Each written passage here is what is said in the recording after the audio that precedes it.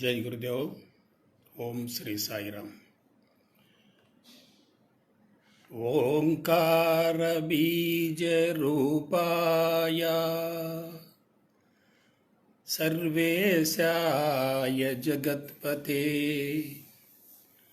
प्रथमाय नमस्तुभ्यं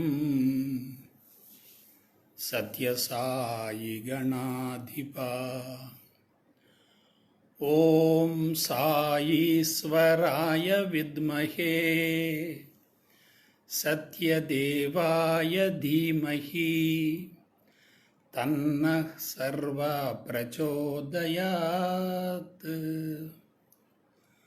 ओम शांति शांति शांति। हरिः ओम। श्री गुरुभ्यो नमः। हरिः ओम। ప్రేమాత్మ స్వరూపులారా, కరోనా మహమ్మారి విలయతాండవం చేస్తూ ప్రపంచాన్ని వణికిస్తున్నటువంటి తరుణంలో కొంతమందికి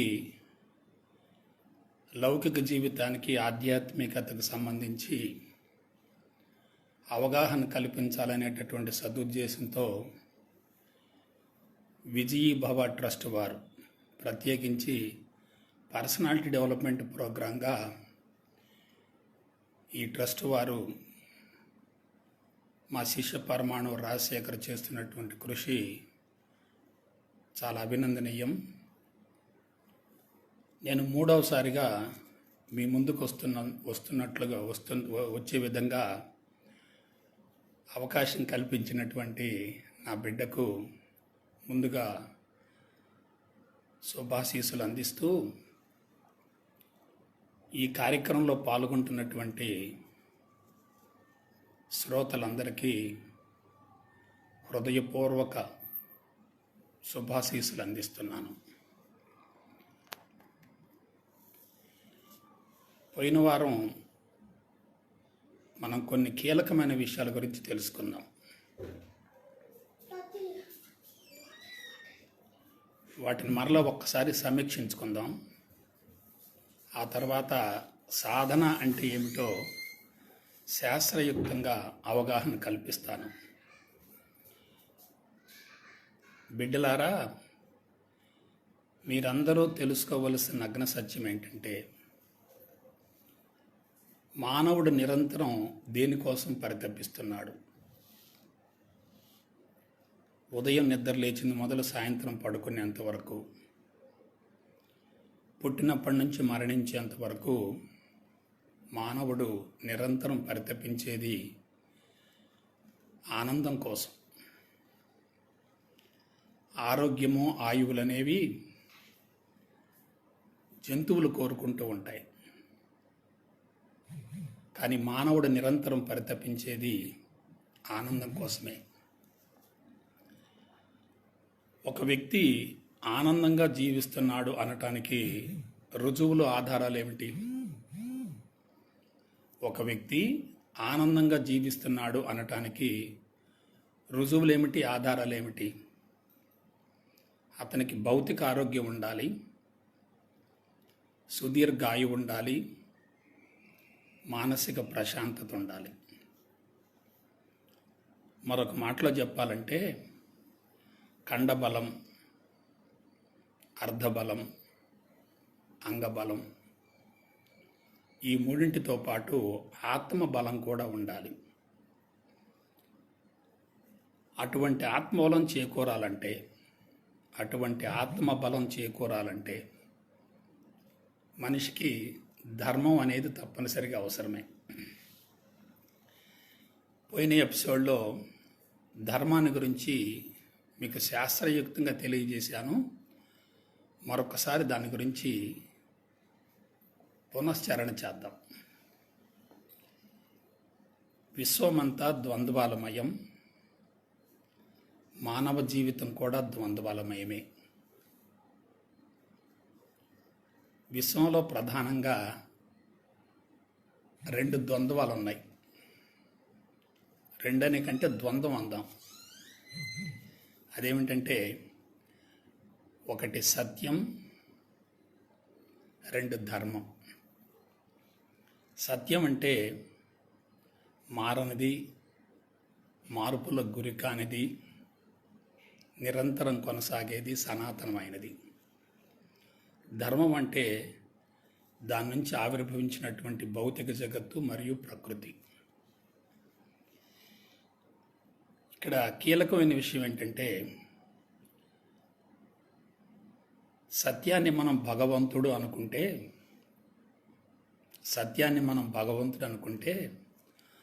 భగవంతుడి నుంచి ధర్మం అనేటటువంటి భౌతిక జగత్తు ఆవిర్భవించి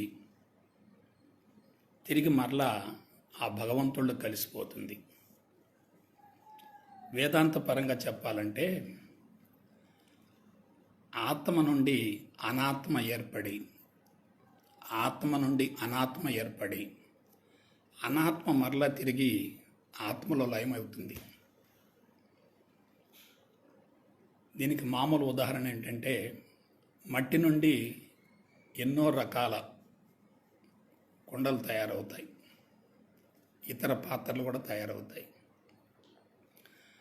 అటువంటి కుండలు కానీ పాత్రలు కానీ కొంతకాలం కొనసాగిన తర్వాత మరలా తిరిగి ఆ మట్టిలో కలిసిపోతాయి. ఒక పాత్ర తయారు కావటాన్ని సృష్టి అనుకుంటే, అది కొంతకాలం కొనసాగడాన్ని స్థితి అనుకుంటే, తిరిగి మరలా భగవంతుళ్ళు ఐక్యం చెందడాన్ని లయ అంటారు. సృష్టి, స్థితి, లయ.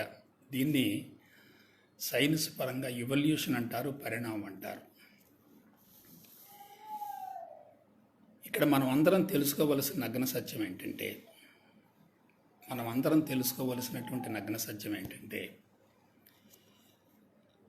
ప్రపంచ పరిస్థితులు పూర్తిగా దిగజారిపోతున్నాయి, ఒక రకంగా అదుపు తప్పుతున్నాయి. ఇదంతా ఆకస్మికంగా జరిగింది కాదు.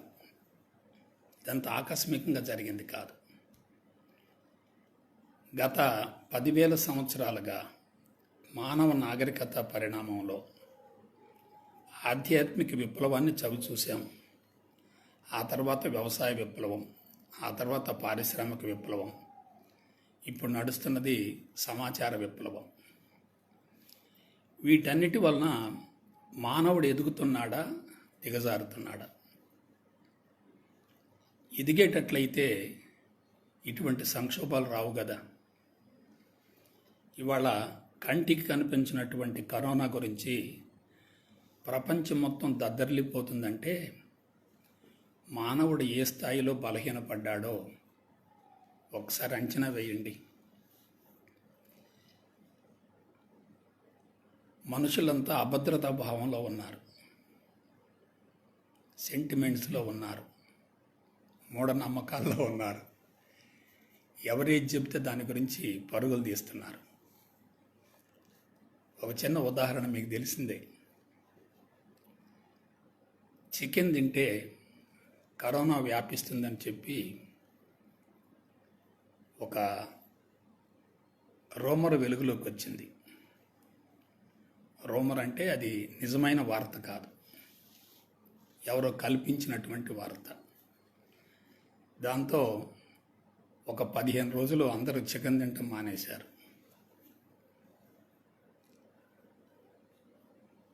ఎప్పుడైతే చికెన్ తినటం మానేస్తున్నారో కేజీ 10 రూపాయలకు పడిపోయింది. తర్వాత దేశవ్యాప్తంగా ఒక ప్రకటన వచ్చింది, చికెన్ తినడానికి కరోనా రావడానికి సంబంధం లేదని రాగానే ఇవాళ చికెన్ రేట్లు బాగా పెరుగుతున్నాయి. ఇవాళ కేజీ 300 రూపాయలైనా దొరకటం లేదు. అంటే మనుషులు ఏమవుతున్నారు? అభద్రతా భావంలో ఉన్నారు, సెంటిమెంట్స్లో ఉన్నారు, మూఢనమ్మకాల్లో ఉన్నారు, సమస్యల తోరణంలో బంధించబడ్డారు. ఇటువంటి తరుణంలో ఎవరు ఏం చెప్పినా సరే గురుడిగా నమ్మే అవకాశం ఉంటుంది. అయితే నెక్స్ట్ ఇంకొక స్టెప్కి వెళ్దాం. గత 10,000 సంవత్సరాలుగా ఆధ్యాత్మిక మార్గం వెలుగులోకి వచ్చినప్పటికీ అనేక మంది ఋషులు, గురువులు, తపస్సంపన్నులు, తర్వాత ఆధ్యాత్మికవేత్తలు, చివరగా చెప్పాలంటే అవతార పురుషులు ఎంతోమంది భారతదేశంలో ప్రపంచవ్యాప్తంగా ఉద్భవించి అనేక రకాల విశ్వ ప్రయత్నాలు చేస్తున్నప్పటికీ మానవుడు ఇంకా దిగజారిపోతున్నాడే తప్ప ఉన్నతంగా ఎదగట్లేదు.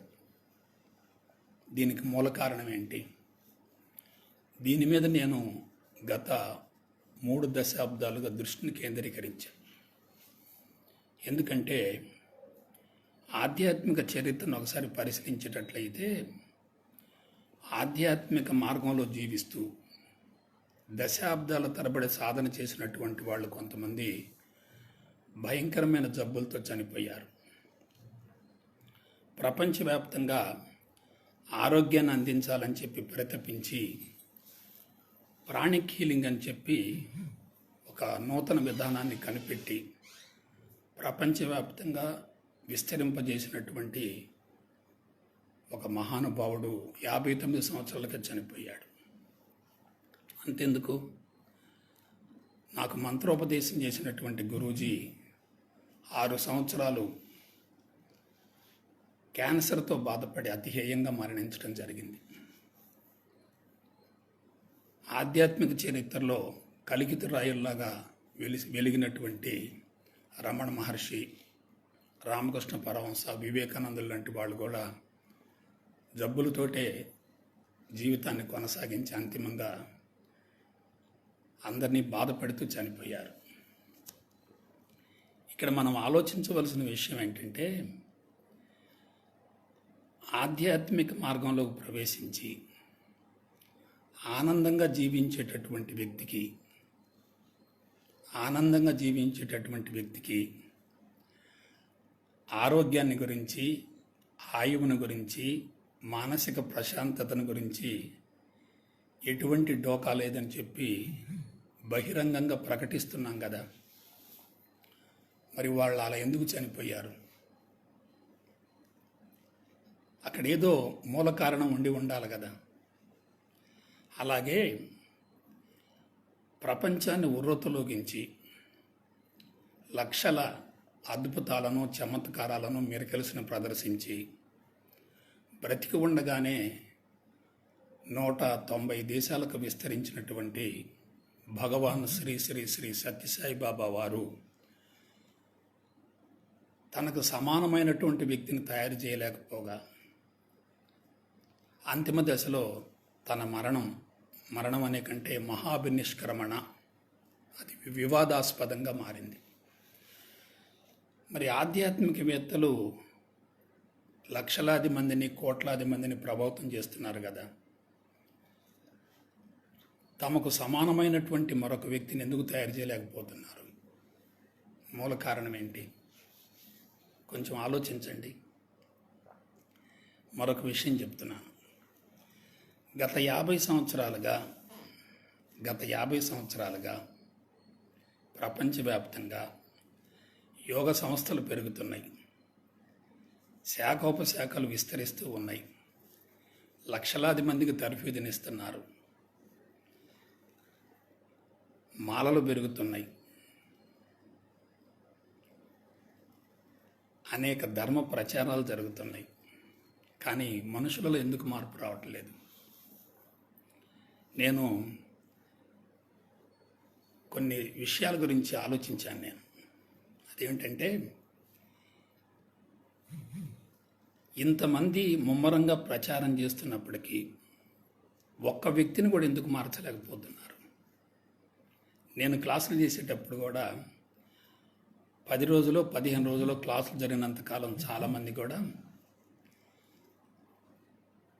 అద్భుతమైన మార్పు వచ్చిందని చెప్పి బహిరంగంగా ప్రకటిస్తున్నారు. సిగరెట్లు మానేసాం, మాంసం మానేసాం, మందు మానేసాం అని చెప్తున్నారు.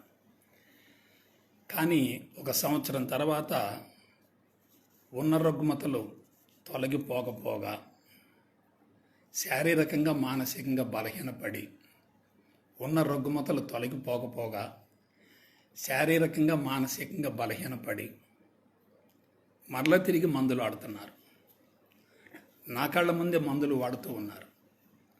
అటువంటప్పుడు మరి ఖర్చు పెట్టి క్లాసులు చేసి వాళ్ళు పొందిన ప్రయోజనం ఏమిటి? దీని గురించి మనం ఆలోచించాలి. నేను హేతుబద్ధంగా శాస్త్రయుక్తంగా ఆలోచించడం వల్లనే నేను బయటపడ్డాను. నాకు సంక్రమించినటువంటి వ్యాధులు మొత్తం కూడా వంశపారంపర్య దీర్ఘకాలిక వ్యాధులు, congenital chronic diseases inherited from my parents. మా అమ్మకున్నటువంటి జబ్బులు, మా ఉన్నటువంటి జబ్బులు అన్నీ నాకు వచ్చాయి. ఒక చిన్న ఎగ్జాంపుల్ చెప్తాను. నేను ఆధ్యాత్మిక మార్గంలోకి ప్రవేశించక ముందే ఎడం చేతి భుజం మీద ఒక ట్యూమర్ ఉంది. దాన్ని మెడికల్ టెర్మినాలజీలో లిపోమా అంటారు, హార్మ్లెస్ ట్యూమర్ అంటారు. అది పెరగట్లేదు, తగ్గట్లేదు. దానివల్ల నాకు ఎటువంటి ఇబ్బంది లేదు. అయితే నేను డాక్టర్లకు చూపిస్తే వాడు చెప్పిన మాట ఏంటంటే, దీన్ని తీసేయచ్చు గురూజీ. నేను గురూజీ అయిన తర్వాత డాక్టర్ని సంప్రదించాను. ఇది తీసేయచ్చు గురూజీ, ఒక పూట హాస్పిటల్లో ఉంటే చాలు, పెద్దగా ఇదేం కాదు. అయితే మీకు ఇబ్బంది లేదంటున్నారు కాబట్టి ఉండనివ్వండి, తర్వాత ఆలోచిద్దామన్నారు. 2018 సంవత్సరంలో, మిత్రులారా మళ్ళా గుర్తుపెట్టుకోండి, నన్ను మీరు ఇప్పుడు గుడ్డిగా నమ్మొద్దు. ఇంకా 10 సంవత్సరాలు నన్ను బాగా లోతుగా పరిశీలించండి. ఈనాడు నేను చెప్పేటటువంటి విషయాలు భవిష్యత్తులో కూడా నిజం కాకపోతే నన్ను కూడా మీ మనోఫలకం నుంచి తొలగించేసేయండి. ఎవరితో రాజీ పడబాకండి. 91వ సంవత్సరంలో యోగాలోకి ప్రవేశించాను. 93వ సంవత్సరం గురూజీగా గురుపీఠం ఎక్కాను. 98వ సంవత్సరం సంస్థను స్థాపించాను. ఆ తర్వాత 20 సంవత్సరాలకి, అంటే 2018వ సంవత్సరానికి మే మాసంలో ఆ ట్యూమరు ఎర్రగా కంది లావుగా వచ్చింది. తర్వాత ఒకడికి చూపిస్తే లోపల పసు బాగా పేరుకుంది గురూజీ అన్నారు. సరే, వెంటనే కొంచెం దానికి మసాజ్ చేసి పగలగొట్టమంటే పగలగొట్టారు. లోపల నుంచి పసు బ్లడ్ అంతా బయటకు వచ్చింది. ఆ రోజు నుంచి ఈ రోజు వరకు నాకు ఎటువంటి కంప్లైంట్ లేదు. ఈరోజు నేను బహిరంగంగా చెప్తున్నాను, శారీరకంగా పూర్తిగా నేను శుద్ధి అయ్యాను. ప్రపంచానికి నా వల్ల ఎంత మేలు కలిగింది అనేది నాకు అవగాహన కాలే, కానీ నాకు మాత్రం మేలు జరిగింది. దీనికి మూల కారణం ఏంటంటే, నేను ఎవరిని గుడ్డిగా నమ్మను. నన్ను గుడ్డిగా నమ్మమని ఎవరిని కూడా ఆదేశించను.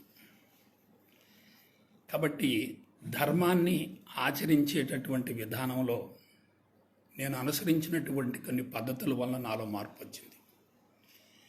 ఈ సందర్భంగా మీకు స్పష్టంగా ఒక విషయం చెప్తాను.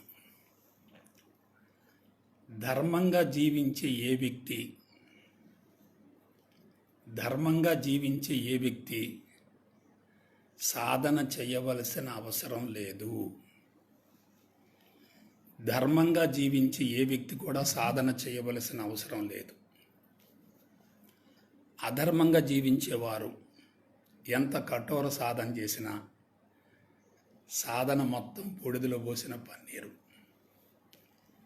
అధర్మంగా జీవించే వాళ్ళకే సమస్యలు వస్తున్నాయి, కష్టాలు వస్తున్నాయి, బాధలు వస్తున్నాయి, ఇబ్బందులు వస్తున్నాయి, జబ్బులు వస్తున్నాయి. వాళ్ళు అవసరం కొద్దీ ఆధ్యాత్మిక మార్గంలోకి పరుగులు తీస్తున్నారు.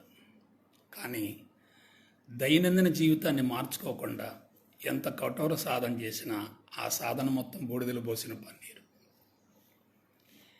దైనందిన జీవితాన్ని మార్చుకోకుండా ఎవరైనా సరే ఎంత కఠోర సాధన చేసినా ఆ సాధన మొత్తం బూడిదలో పోసిన పన్నీరు. అటువంటి దైనందిన జీవితాన్ని మార్చుకోవాలంటే ధర్మాన్ని గురించి తెలుసుకోవాలి. ఇప్పుడు పోయిన ఎపిసోడ్లో నేను చెప్పినటువంటి విషయాన్ని గురించి మరొకసారి రిపీట్ చేస్తాను. భూమి కాదు, భూమండలం మొత్తంలో 4 భాగాలు ఉన్నాయి. ఒకటి పంచభూతాలు, నిర్జీవులు. 2 వృక్ష సముదాయం. 3 జంతు సామ్రాజ్యం. 4 మానవుడు. నిర్జీవులు పంచభూతాలు ఒక సెక్షన్. వృక్ష సముదాయం మొత్తం ఒక సెక్షన్, దాన్ని ఏమంటారంటే ఫ్లోరా అంటారు. జంతు సామ్రాజ్యం మొత్తం ఒక సెక్షన్, దాన్ని ఫానా అంటారు. ఆ తర్వాత మానవుడు భూమి మీద ఉద్భవించి 10 లక్షల సంవత్సరాలైంది. కోతి లాంటి పూర్వీకుడి నుండి పరిణామక్రమంలో చతుష్పాది లక్షణం నుండి ద్విపాదిగా రూపాంతరం చెంది మానవుడయ్యాడు. కోతి లాంటి పూర్వీకుడి నుండి చతుష్పాది తత్వం నుండి ద్విపాది తత్వానికి మారి భూమికి లంబకోణంలో ఉండే విధంగా మానవుడిలో పరిణామం జరిగింది. భూమికి లంబకోణంలో ఉన్నప్పుడు కేంద్ర నాడీ వ్యవస్థలో ఉన్నటువంటి మెదడు, వెన్నుపాము ఒకే వరుసలో ఉంటాయి. ఇదే మానవుడి యొక్క విజయ రహస్యానికి, మానవుడి యొక్క పతనానికి మూల కారణం. మెదడు, వెన్నుపాము ఒకే వరుసలో ఉండటం వల్ల, నాడీ వ్యవస్థ, హార్మోన్ వ్యవస్థ చురుగ్గా పనిచేయటం వల్ల మానవుడిలో విపరీతంగా ఆలోచన శక్తి, అవగాహన శక్తి పెరిగాయి. అది ఒక రకంగా వరం, మరొక రకంగా శాపం. నెక్స్ట్ ఇంకో సెక్షన్కి వెళ్దాం. అహంకారం అనే పదాన్ని తీసుకోండి ఒకసారి. అహంకారం అనే పదాన్ని విడగొడతాను. అహం ప్లస్ సంకల్పం ప్లస్ ఆకారం ఈజ్ఈక్వల్ టు అహంకారం.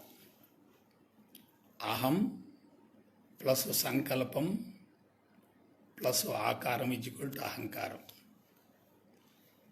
మరొక రకంగా చెప్తాను. అహం ప్లస్ జీవుడు ప్లస్ ఆకారం ఈజ్ఈక్వల్ టు అహంకారం. విశ్వంలో పరిణామం జరగటానికి మూల కారణం సంకల్పాలు. సత్యము అనేటటువంటి భగవంతుడి నుంచి ముందు ప్రాణశక్తి వచ్చింది.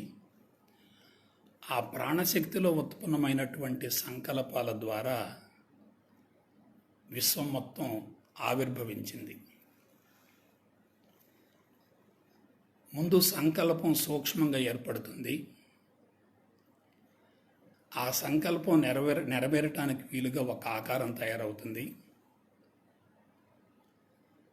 సంకల్పం నెరవేరేంత వరకు ఆకారం కొనసాగుతుంది. సంకల్పం నెరవేరిన తర్వాత ఆకారం తిరిగి మరలా భగవంతుల్లో కలిసిపోతుంది. ఇది మరలా రిపీట్ చేస్తాను. విశ్వంలో ఉన్నటువంటి సమిష్టి మేధస్సు ద్వారా విశ్వం మొత్తం ఆవిర్భవించింది. ఈ సమిష్టి మేధస్సులో ఏమున్నాయంటే సంకల్పాలు ఉన్నాయి. ఈ సంకల్పం ఎలా వచ్చింది? శుద్ధ చైతన్యం నుండి ప్రాణశక్తి ఏర్పడి, ఆ ప్రాణశక్తి రూపాంతరం చెందటం ద్వారా సంకల్ప శక్తి ఏర్పడి, ఆ సంకల్పం నెరవేరటానికి అనుగుణంగా ఒక ఆకారం తయారైంది. సంకల్పం నెరవేరేంత వరకు తప్పక ఆకారం ఉంటుంది. సంకల్పం నెరవేరిందనుకోండి, ఆకారంతో పని ఏమిటి? ఇప్పుడు వినండి జాగ్రత్తగా. పంచభూతాలలో సంకల్పాలు ఉన్నాయి. సంకల్పాలు నెరవేరిన తర్వాత పంచభూతాలు విశ్వంలో కలిసిపోతాయి.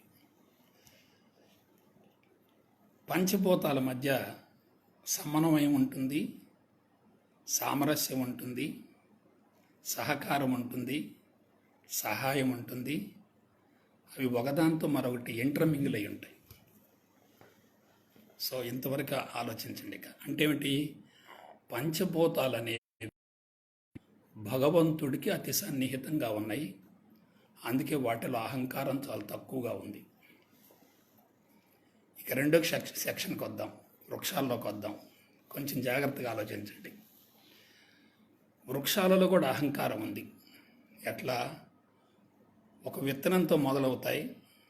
విత్తనం, ఆ తర్వాత మొక్క, తర్వాత వృక్షం, తర్వాత పుష్పాలు, తర్వాత ఫలాలు, ఆ తర్వాత మార్పులు, రూపాంతరాలు వగైరా వగైరా. ఎన్ని వృక్షాలైతే ఉన్నాయో అన్ని అహంకారాలు ఉంటాయి. ఒకే జాతిలో ఉన్నటువంటి వృక్షాలు కూడా ఒకే రకంగా ఉండవు కాబట్టి వాటిల్లో కూడా అహంకారాలు వేరువేరుగా ఉంటాయి. వీటి అహంకారం ఏమిటి? అహం అంటే భగవంతుడు ప్లస్ జీవుడు ప్లస్ ఆకారం.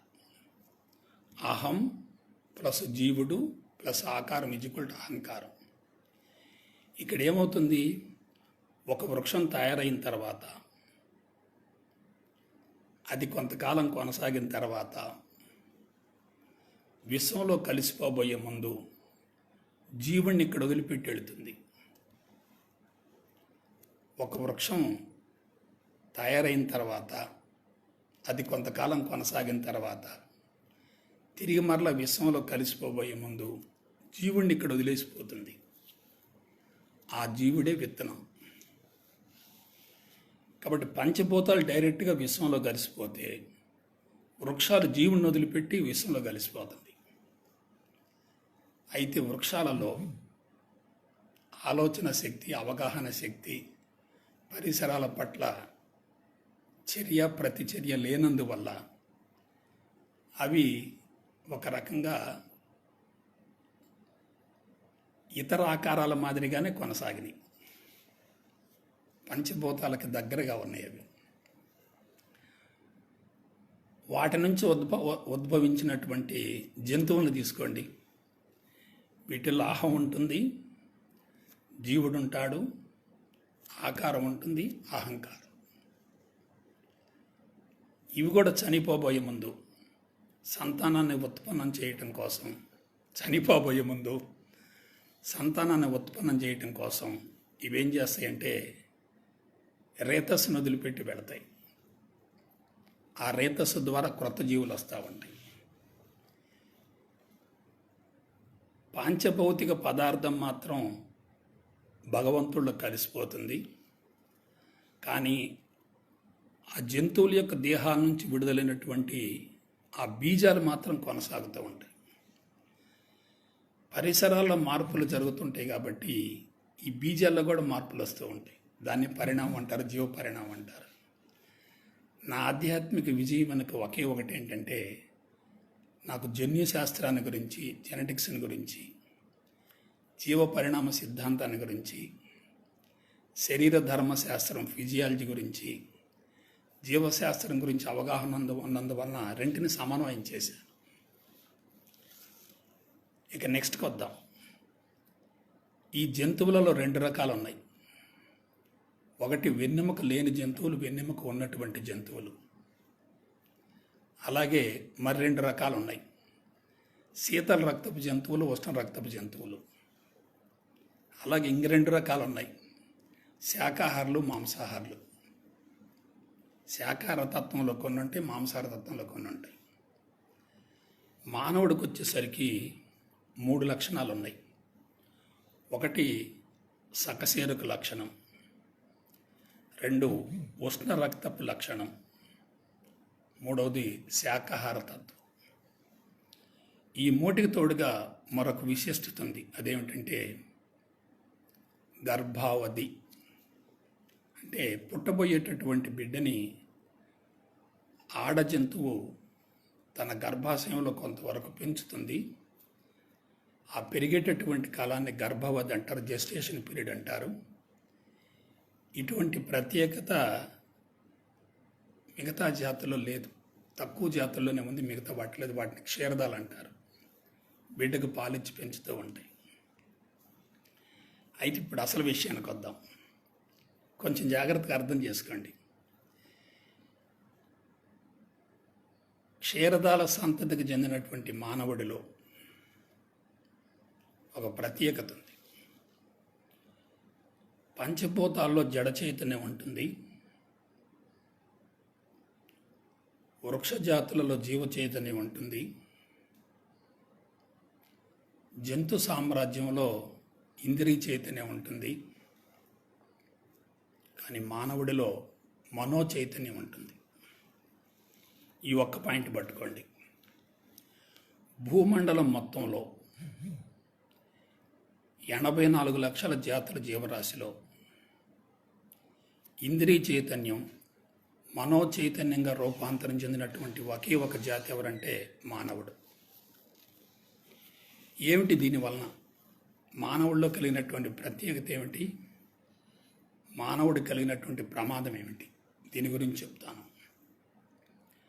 మిగతా జాతులలో ఇంద్రియ చైతన్యం మాత్రమే ఉంటుంది కాబట్టి అవి సమాచారాన్ని భద్రపరచుకోలేవు, ఇన్ఫర్మేషన్ వదిలేస్తాయి అక్కడికక్కడే. కొన్ని ప్రత్యేకమైన లక్షణాలు ఉండొచ్చు. నేను ఒక చిన్న ఎగ్జాంపుల్ చెప్తాను. పక్షులలో కళ్ళు చైతన్యవంతంగా ఉంటాయి, కుక్కలలో ముక్కు చైతన్యవంతంగా ఉంటుంది. పక్షులలో కళ్ళు చైతన్యవంతంగా ఉంటాయి, కుక్కలలో ముక్కు చైతన్యవంతంగా ఉంటుంది.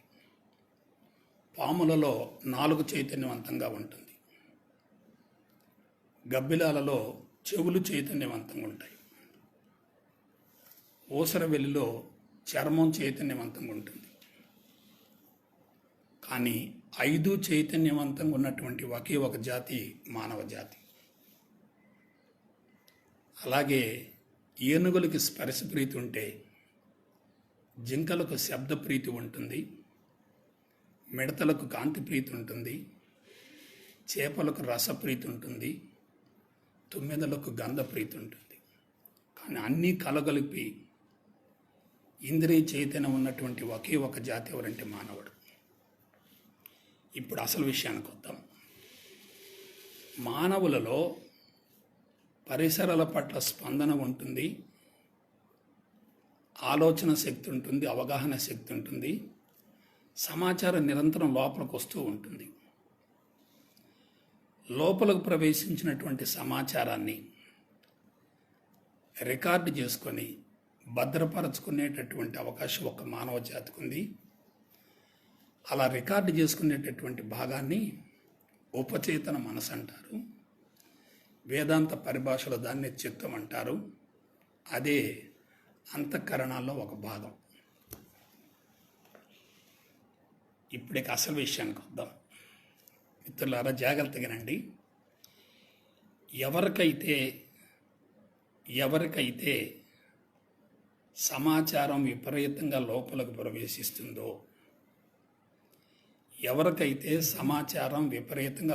ప్రవేశిస్తుందో, వాళ్ళల్లో అహంకారం ఎక్కువగా ఉంటుంది.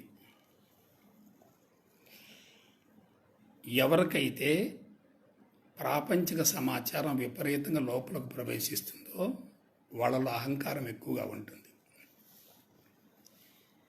మనుషులను 3 రకాలు చేద్దాం. 1 అమాయకులు, 2 మేధావులు, 3 ఆధ్యాత్మికవేత్తలు. అమాయకులు, మేధావులు, ఆధ్యాత్మికవేత్తలు. ఒక్కసారి జాగ్రత్తగా ప్రపంచ పనితీరును పరిశీలించండి. అమాయకులకు ఆరోగ్యం ఉంటుంది, ఆయువు ఉంటుంది, ఎంతో కొంతమేరకు మానసిక ప్రశాంతత ఉంటుంది. అమాయకులకు ఆరోగ్యం ఉంటుంది, ఆయువు ఉంటుంది, ఎంతో కొంతమేరకు మానసిక ప్రశాంతత ఉంటుంది. ఎందువలన? వాళ్ళకి చుట్టూ జరిగే విషయాల పట్ల రియాక్షన్ తక్కువగా ఉంటుంది. ఎందువలన? వాళ్ళు చదువుకోలేదుగా. వాళ్ళ లోపలికి సమాచారం తక్కువగా వెళుతుంది. ఒక మాటలో చెప్పాలంటే పెట్టింది తింటారు, చెప్పింది చేస్తారు, ఉండమన్నట్టు ఉంటారు. ఇప్పుడు ప్రపంచవ్యాప్తంగా ఒకసారి జనాభాని గమనించండి, భారతదేశాన్ని గమనించండి. వలస కూలీలు, ఆడవాళ్ళు చంకలో బిడ్డనేసుకొని తల మీద బరువు పెట్టుకొని 100 కిలోమీటర్లు ఎట్ట ప్రయాణం చేస్తున్నారు. చంకలో పసిబిడ్డ ఉంటుంది, తల మీద మూట ఉంటుంది, ఎర్రటి ఎండలో కాళ్ళకు చెప్పులు వేసుకొని చేతిలో వాటర్ బాటిల్ కూడా లేకుండా 100 కిలోమీటర్లు ఎలా ప్రయాణం చేస్తున్నారు. మరి సోకాళ్ళు మేధావులంతా ఎక్కడ ఉంటున్నారు ఆ టైంలో? ఏసీ రూమ్లో కూర్చుంటున్నారు. ఎండకు తట్టుకోలేరు, చలిని భరించలేరు, వర్షంలో ఉండలేరు. మరి వాళ్ళు ఏమవుతున్నారు? ఎండకు ఎండుతున్నారు, చలిని భరిస్తున్నారు, వర్షంలో తడుస్తున్నారు. ఇప్పుడు నాకు చెప్పండి, యోగులు అంటే ఎవరు? వాళ్ళే యోగులు. ఏసీ రూమ్లో కూర్చొని ఆసనాలు వేసుకొని కళ్ళు మూసుకొని మెడిటేషన్ కూర్చోవటం, ప్రాణాయామం చేయటం, ఆసనాలు వేయటం, సూర్య నమస్కారాలు చేసుకోవటం. ఏంటిదంతా? వాళ్ళు ప్రకృతికి అనుగుణంగా జీవిస్తున్నారు, ప్రకృతిలో కలిసిపోతున్నారు, ప్రకృతిలో మమేకం అవుతున్నారు, ప్రకృతి నేను వేరు కాదనే భావంలో ఉన్నారు. అందుకే వాళ్ళని ప్రకృతి కాపాడుతుంది. వాళ్ళకి ఎందుకు కరోనా రావట్లేదు? ఒకవేళ వచ్చినా అది వాళ్ళది కాదు, మేధావులు అంటించింది. ఒకవేళ వచ్చినా సరే వాళ్ళు కరోనాను జయించగలుగుతారు. నేను రాసిస్తా కావాలంటే. మరి మేధావుల సంగతి తీసుకోండి. మేధావులు ప్రకృతికి దూరం అయ్యారు,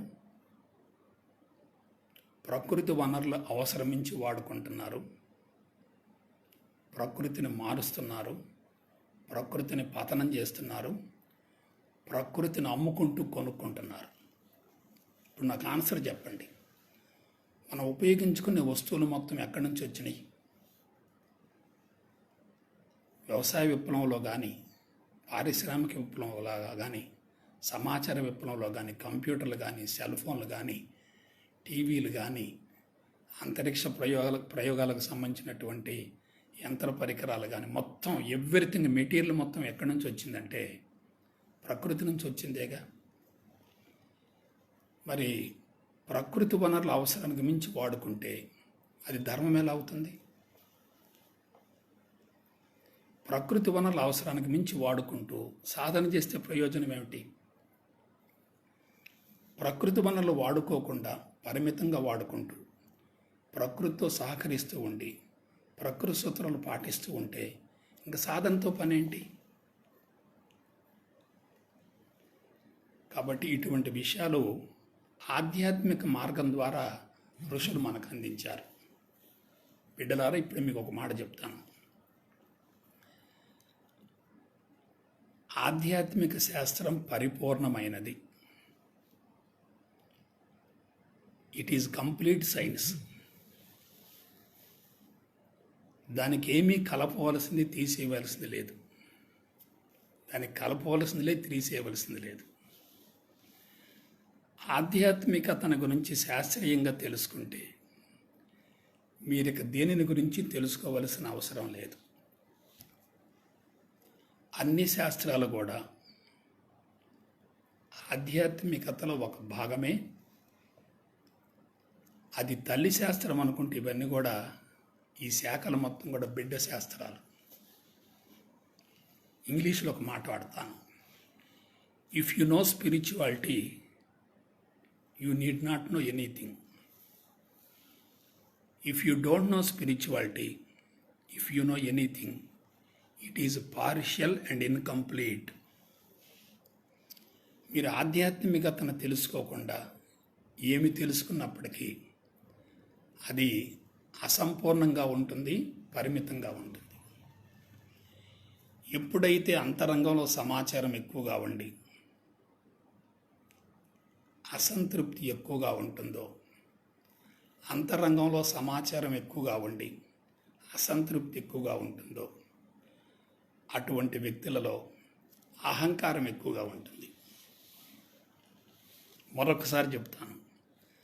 అంతరంగంలో సమాచారం ఎక్కువగా ఉండి అంతరంగంలో ఇన్ఫర్మేషన్ ఎక్కువగా ఉండి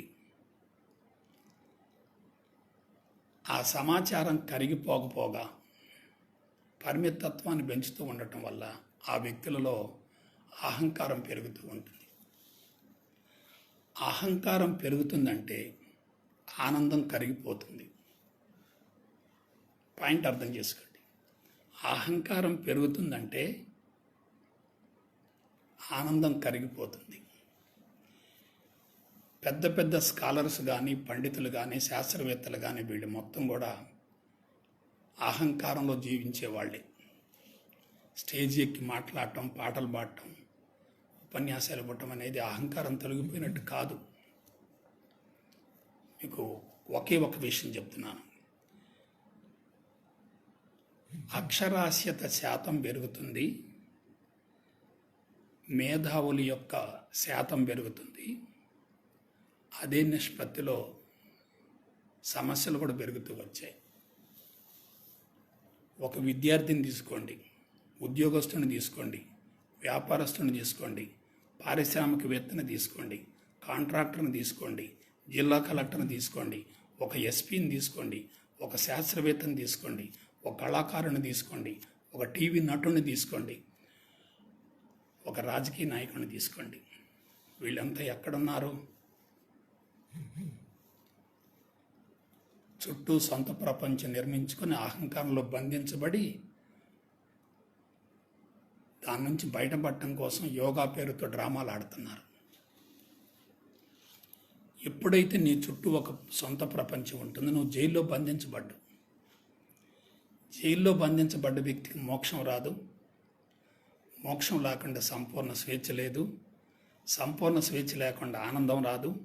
ఆనందం లేకుండా మనశ్శాంతి కానీ, ఆరోగ్యం కానీ, పరిపూర్ణ ఆయుష్గా లభించే ప్రసక్తే లేదు లేదు లేదు. ఇది మీరు తెలుసుకోవలసిన సత్యం. అయితే ఇక్కడ ఒక విషయం చెప్తున్నాను. అహంకారంలో జీవించే వ్యక్తి యొక్క సైకాలజీ ఎలా ఉంటుంది? అతనిలో ఒకే ఒక నెగిటివ్ పాయింట్ ఉంటుంది. ఒకే ఒక నెగిటివ్ పాయింట్. అదేంటంటే నిరంతరం ప్రపంచాన్ని పరిశీలిస్తూ, వ్యక్తులను గురించి ఆలోచిస్తూ, ప్రపంచాన్ని పరిశీలిస్తూ, వ్యక్తులను గురించి ఆలోచిస్తూ, వాళ్ళతో తనను పోల్చుకుంటూ ఉంటాడు, కంపేర్ చేసుకుంటూ ఉంటాడు. తనకంటే ఎవరైనా ఉన్నతంగా ఉన్నారనుకోండి, ఇతనిలో ఆత్మ న్యూనతా భావం పెరుగుతుంది. ఒక వ్యక్తి మరొక వ్యక్తితో పోల్చుకున్నప్పుడు తనలో లేనటువంటి కొన్ని గొప్ప గుణాలు అతనిలో ఉండి, తనలో ఉన్నటువంటి గొప్ప గుణాలను తాను గుర్తించలేనప్పుడు, బలహీనతలు పెంచుకుంటున్నప్పుడు ఇతనిలో ఒకే ఒక సైకలాజికల్ డిజార్డర్ తయారవుతుంది.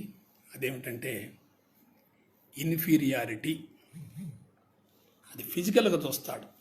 ఎత్తు, లావు, రంగు, రూపం, క్వాలిఫికేషను, హోదా, అధికారం మొత్తం చూస్తాడు. చూసి అతనికి చాలా ఉన్నాయి, నాకు లేవు కాబట్టి తనను తాను కించపరుచుకుంటూ, బలహీనపరుచుకుంటూ ఉంటాడు. అదే ఇన్ఫీరియారిటీ. అదే సమయంలో తనకంటే చిన్నోళ్ళని చూసి, తక్కువ స్థాయి వాళ్ళని చూసి ఆధిక్యత భావాన్ని ప్రదర్శిస్తూ ఉంటాడు. అదే సుపీరియారిటీ. దీన్ని కొంతమంది మదం అంటారు, కొంతమంది గర్వం అంటారు. ఏదన్నా కానీ ఒక విషయం చెప్తున్నాను. అవతల వ్యక్తి కంటే నేను ఉన్నతంగా ఉన్నాను అనే భావన ఎప్పుడైతే మన మనసులో పడుతుందో, అవతల వ్యక్తిని మనం చులకనగా చూస్తాం, కించపరుస్తూ ఉంటాం, ఎగతాళి చేస్తూ ఉంటాం, హేళి చేస్తూ ఉంటాం. దాన్ని గర్వం అంటారు, మదం అంటారు. అది అహంకారంలో ఒక భాగం. కుల మదం, ధన మదం, యవ్వన మదం, సౌందర్య మదం, విద్యా మదం, ప్రజా మదం, అధికార మదం, తపో మదం, శీల మదం, వగైరా వగైరా. బిడ్డలారా, కొంచెం ఆలోచించండి. ఇన్ఫీరియారిటీ ఉందంటే అదే వ్యక్తిలో సుపీరియారిటీ ఉంటుంది. సుపీరియారిటీ ఉందంటే అదే వ్యక్తిలో మళ్ళీ ఇన్ఫీరియారిటీ ఉంటుంది. ఇక మూడో వీక్నెస్ చెప్తాను. తనకు సమానమైనటువంటి వ్యక్తులకు పక్కన కూర్చున్నారనుకోండి, కాంపిటీషన్ ఉంటుంది, పోటీతత్వం ఉంటుంది. వామ్మో, ఇది చాలా ప్రమాదకరం. Competitive mind is a sick mind. Competitive mind is a poisonous mind. Competitive mind is a dangerous mind. పోటీ పోటీ రక్తం ఒడిగిపోతూ ఉంటుంది. నేను ఎదక్కపోయినా పర్వాలేదు, అవతల వ్యక్తి పతనం కావాలనేటటువంటి బలమైనటువంటి భావన మనసులో ఉండి తన పురోభివృద్ధి కన్నా అవతల వ్యక్తి పతనాన్ని కోరుకుంటూ ఉంటాడు. ఇప్పుడు యుగో అంటే ఒకసారి చెప్తున్నాను. ఒకటి ఇన్ఫీరియారిటీ, 2 సుపీరియారిటీ, 3 కాంపిటీషన్. ఈ 3 అమాయకుడికి ఉండవు, గమనించుకోండి. కాబట్టి మేధావుల యొక్క అంతరంగం ఎలా ఉంటుందంటే చిత్తు కాగితం లాగా ఉంటుంది, న్యూస్ పేపర్ లాగా ఉంటుంది. ఇప్పుడు ప్రపంచాన్ని శాసించేటటువంటి అన్ని వర్గాలు కూడా అహంకారంలో జీవిస్తున్నట్లే. వీళ్ళకి 5 కాంక్షలు ఉంటాయి. పోయినసారి చెప్పాను. కీర్తికాంక్ష, గుర్తింపు కాంక్ష, కీర్తికాంక్ష, గుర్తింపు కాంక్ష, ధనకాంక్ష, అధికారకాంక్ష, కామవాంఛ. చూసారా? ఈ ప్రపంచం మొత్తం పతనం కావటానికి మూల కారణం అమాయకులు కాదు, మేధావులే.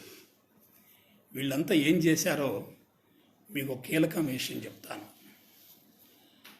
సనాతన ఋషులు మనకు అందించినటువంటి సత్యాన్ని, ధర్మాన్ని పూర్తిగా వదిలేసి, సనాతన ఋషులు మనకు అందించినటువంటి సత్యాన్ని, ధర్మాన్ని పూర్తిగా వదిలేశారు. రెంటిని బయటికి తెచ్చుకున్నారు వీళ్ళు. అదేమిటంటే చట్టం, న్యాయం. రాజ్యాంగం కానీ, న్యాయ వ్యవస్థ కానీ, అసెంబ్లీలు కానీ, పార్లమెంట్ కానీ, పీనల్ కోడ్ కానీ, యంత్రాంగం కానీ, పోలీసులు కానీ, జడ్జీలు కానీ, వగైరా వీళ్ళు మొత్తం కూడా చట్టం పరిధిలో, న్యాయం పరిధిలో జీవిస్తున్నారు. ఒక మాట చెప్పండి, చట్టం ముఖ్యం అనుకున్న చోట ధర్మం ఎందుకు ఉంటుంది? ధర్మం లేని చోట దేవుడు ఎందుకు ఉంటాడు? దేవుడు లేకుండా ఎంత సాధన చేసినా సాధన మొత్తం బుడిదలు పోసిన పన్నీరే కదా. ఒక చిన్న ఎగ్జాంపుల్ చెప్తాను. ఒక జడ్జి గారు కోర్టుకు వెళ్తున్నాడు.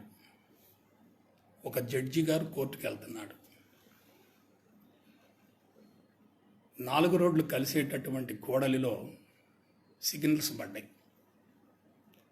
సిగ్నల్స్ పడ్డప్పుడు జడ్జి గారి కారు అక్కడ ఆగిపోయింది. అదే 4 రోడ్ల కూడల్లో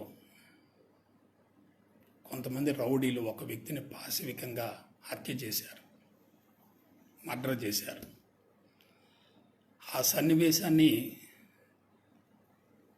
అందరూ చూశారు, అక్కడ ఉన్నటువంటి అందరూ చూశారు. వాళ్ళతో పాటు జడ్జి గారు కూడా చూశారు. అందరూ చూశారు, జడ్జి గారు కూడా చూశారు.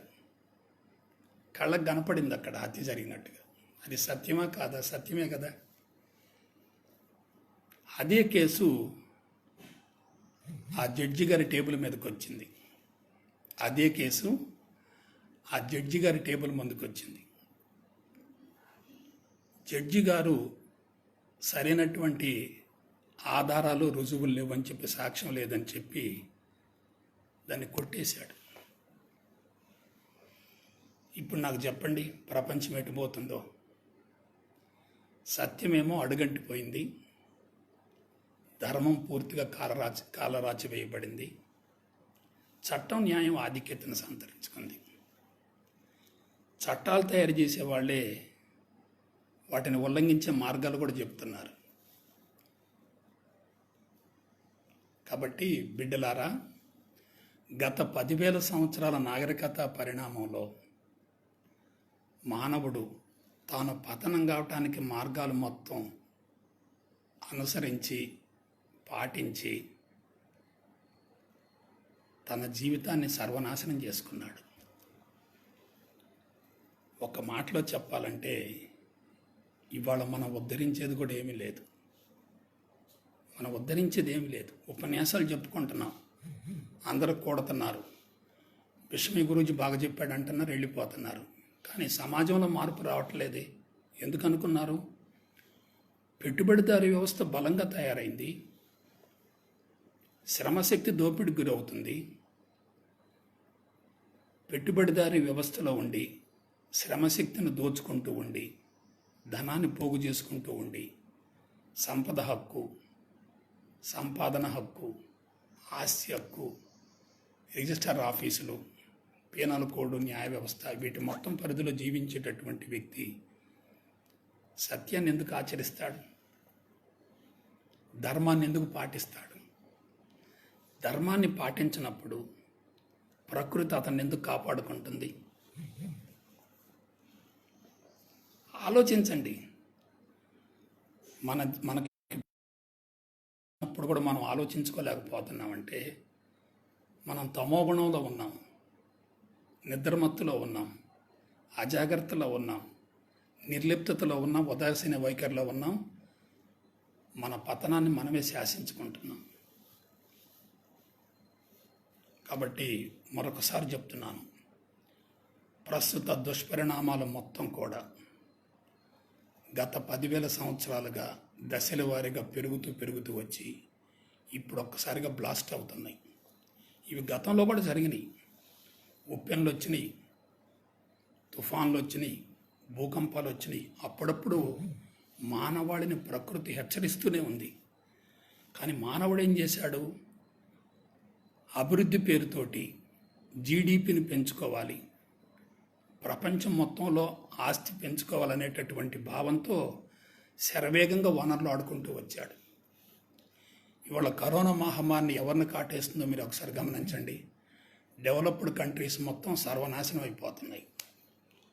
మన దేశాన్ని పరిపాలించినటువంటి బ్రిటిషు సామ్రాజ్యం వాళ్ళ గడగడలాడిపోతుంది. బ్రిటిష్ ప్రధానమంత్రికే కరోనా వ్యాపించింది, రష్యా ప్రధానికి కరోనా వ్యాపించింది, కొరియా అధ్యక్షుడు కరోనా బారిన పడ్డాడు, అమెరికా మొత్తం విలవల్లాడిపోతుంది. దీనికి మూలం ఏందనుకున్నారు? ఏదైతే చెయ్యాలో అది చెయ్యటం లేదు, ఏదైతే చెయ్యకూడదో అది చేస్తున్నాడు. ఎలా ఉండాలో అలా ఉండటం లేదు, ఎలా ఉండకూడదు అలా ఉంటున్నాడు. ఏమి తినాలో అది తినటం లేదు, ఏమి తినకూడదు అది తింటున్నాడు. ధనాన్ని పోగు చేసుకోవటం ముఖ్యమనేటటువంటి భావన ఎప్పుడు మొదలైంది? విద్యార్థి దశలోనే మొదలైంది. అతను సంవత్సరాల తరబడి కోరికలు పెంచుకొని, ఆస్తుల మీద మమకారం పెంచుకొని, ఇతరులతో తనను పోల్చుకుంటూ ఉండి, తాను కూడా సమాజంలో ముందంజలో ఉండాలి, అందరి చేత గౌరవించబడాలి, అందుకు డబ్బులు కావాలి, ఆస్తులు కావాలి, అంతస్తులు కావాలి, అధికారం కావాలనే భావంతో పరుగులు తీస్తున్నాడు. ఇక ఒక దశకు పోయిన తర్వాత ఇనికి తిరిగి చూసుకుంటున్నాడు. కానీ అప్పటికే చేతులు గాలిపోతున్నాయి, ఆకులు పట్టుకున్న ప్రయోజనం లేదు. మనుషులు ఎంతగా దిగజారిపోతున్నారంటే ప్రమాదం రాబోతుందని తెలిసినా సరే బయటపడలేకపోతున్నారంటే ఈ వ్యవస్థ ఎంత దిగజారిందో మీరు ఆలోచించండి. నేను గత 2 దశాబ్దాలుగా ప్రతి బ్రహ్మోపదేశంలో కూడా రాబోయే రోజులలో వినకూడని వార్తలు వింటాం, చూడకూడనటువంటి దృశ్యాలు చూస్తాం, మన కళ్ళ ముందే వందల వేల లక్షల మంది చనిపోతారు, శవాల్ని పూడ్చిపెట్టడానికి కూడా అవకాశం ఉండదని చెప్పి నేను బ్రహ్మోపదేశాల్లో హెచ్చరిస్తూ ఉన్నప్పుడు చాలామంది అంగీకరించకపోగా, విశ్వసించకపోగా అవహేళన చేశారు. ఇవాళ కళ్ళకు గట్టినట్టు కనపడుతుంది. అది ఎలా ఉందంటే పరిస్థితి, బంధువు చనిపోతే కళ్ళతో చూసే అవకాశం లేకుండా పోయింది, కనీసం వాళ్ళకి కర్మ చేసే అవకాశం కూడా లేకుండా పోయింది. కాబట్టి రాబోయే 10 సంవత్సరాలు ఇంకా ఘోర కృత్యాలు జరుగుతాయి. ప్రకృతి వైపరీత్యాలు తారాస్థాయికి చేరతాయి. మనిషి సిద్ధాంతపరంగా చెప్తే ఎప్పుడు నమ్మడు. కళ్ళతో ప్రత్యక్షంగా చూస్తున్న అనుభవం వస్తుంది. ఇప్పుడు అందరూ కళ్ళతో ప్రత్యక్షంగా చూస్తున్నారు. ఇంకా 10-15 సంవత్సరాలు ఈ పతనం కొనసాగుతుంది. భారీగా ఆస్తి నష్టం జరుగుద్ది, ప్రాణ నష్టం జరుగుద్ది, అగ్ని ప్రమాదాలు జరుగుతాయి, కరువులు వస్తాయి, నీళ్ల యుద్ధాలు వస్తాయి. చూస్తున్నారుగా తెలంగాణకి ఆంధ్రాకి మధ్య నీళ్ల యుద్ధాలు ఎలా వస్తున్నాయో. మా నీళ్ళు అంటున్నారు. ఓరి బాపురే, మా నీళ్ళు ఏంటి? భగవంతుడి నీళ్ళు కదా. భగవంతుడి నీళ్ళ కోసం మనం కొట్టుకుంటున్నామంటే మనం ఏమైపోతున్నాం? సామరస్యం లేదు, సహజీవనం లేదు, సహాయం లేదు, సహకారం లేదు. మరి యోగా ఎక్కడి నుంచి వచ్చుద్ది? మనం అనే మాట ఎందుకు వాడటం? మేము అనే మాట వాడుతున్నాం, మాది అనే మాట వాడుతున్నాం. చూసారా, తెలివైన మేధావులు చేసినటువంటి నిర్వాహకం వల్ల ఇవాళ మిగతా మూగజీవులు కూడా శిక్షణ అనుభవిస్తున్నాయి. కాబట్టి వీటన్నిటికీ పరిష్కారం ఏమిటి? దీని మీదకి వద్దాం. బిడ్డలారా, పోయిన ఎపిసోడ్లో చెప్పిన మరలా చెప్తున్నాను. మానవ జీవితానికి అర్థం పరమార్థం చేకూరి పరిపూర్ణత్వం సిద్ధించాలంటే ఆధ్యాత్మిక మార్గం తప్ప వేరే ప్రత్యామ్నాయం లేదు లేదు లేదు. ఎవరు ఎక్కడ తిరిగినా చిట్ట చివరకు ఆధ్యాత్మిక మార్గానికి ప్రవేశించి జీవితాన్ని ముగించవలసిందే. ముందుగా ప్రవేశించినటువంటి వాళ్ళు తప్పనిసరిగా లబ్ధి పొందుతారు. ఆలస్యంగా ప్రవేశించినటువంటి వాళ్ళు తప్పనిసరిగా నష్టపోతారు. అందులో ఎటువంటి అనుమానం లేదు. ఇంకొక మాట వాడుతున్నాను. ఆధ్యాత్మికతను గురించి తెలుసుకున్న తర్వాత మనిషిలో రెండుండవు. ఆధ్యాత్మికతను గురించి తెలుసుకున్న తర్వాత మనిషిలో రెండుండవు. ఒకటి అహంకారం ఉండదు, రెండు స్వార్థం ఉండదు. ఆధ్యాత్మిక మార్గంలో ప్రవేశించి ఇంకా ఎవరైనా అహంకారంతో స్వార్థంతో జీవిస్తున్నారంటే అతడు ఆ మార్గంలో ఉన్నప్పటికీ పరిణతి చెందలేదని గుర్తుపెట్టుకోండి. ఇంకొక మాట చెప్తున్నాను, జాగ్రత్తగా వినండి. ఆధ్యాత్మిక మార్గాన్ని గురించి తెలుసుకోవటం, వినటం, రచించటం, బోధించడం. తెలుసుకోవటం, వినడం, రచించటం, బోధించడం చాలా సులభం. సిద్ధాంతాన్ని బోధించడం చాలా సులభం, కానీ అనుభవంలోకి రావటం చాలా కష్టం. అందుకే లక్షలాది మెరికలు చేసినటువంటి సత్యసాయిబాబా వారు కూడా ఒక రకంగా అసంతృప్తిగా జీవితాన్ని ముగించడం జరిగింది.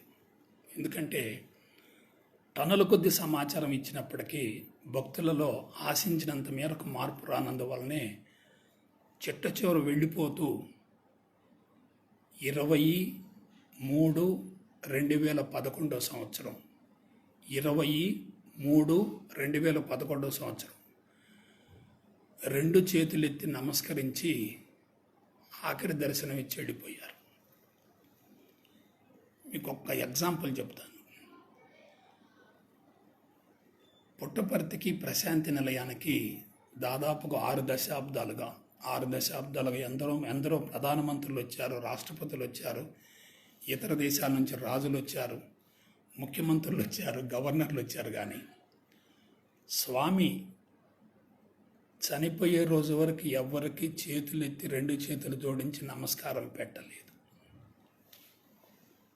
స్వామి ఎవ్వరికి నమస్కారం పెట్టలేదు. కానీ చిట్ట చివరి రోజు మాత్రం 2 చేతులు జోడించి ఇక సెలవు అని చెప్పి వెళ్ళిపోయారు. నా హృదయాన్ని కదిలించింది అదొక్క సన్నివేశం. ఎందుకంటే అవతార పురుషులు కూడా మానవుడి యొక్క మస్తిష్కాన్ని మార్చలేకపోతున్నారంటే ఈ మానవుడు ఎందుకు అలా తయారయ్యాడు? దానికి మూల కారణం ఒక్కటే, అనవసరపు సమాచారం మొత్తాన్ని లోపల ప్రవేశపెట్టడమే. అందులో సైన్సు సాంకేతిక పరిజ్ఞానం ఎప్పుడైతే పెరుగుతూ వచ్చిందో, సమాచార విప్లవం ఎప్పుడైతే తారాస్థాయికి చేరిందో, నెగిటివ్ వార్తలు బాగా లోపలికి వస్తున్నాయి, పాజిటివ్ వార్తలు తక్కువగా వస్తున్నాయి. నెగటివ్ సమాచారం ఆధిక్యతను సంతరించుకుంది, పాజిటివ్ సమాచారం తగ్గిపోతూ వచ్చింది. మీకు ఒక సీక్రెట్ చెప్తాను. అనుభూతులు కానీ మనసుకు ఆహ్లాదాన్ని కలిగించేటటువంటి విషయాలు కానీ ఉపరితలంలో రికార్డ్ అవుతాయి. కానీ అలజడిని, ఆవేశాన్ని, భయాన్ని, కోపాన్ని, ఉద్రేకాన్ని కలిగించేటటువంటి సన్నివేశాలు కానీ సమాచారం కానీ లోతుగా నిక్షిప్తమవుతుంది, డీప్గా వెళ్ళిపోతుంది.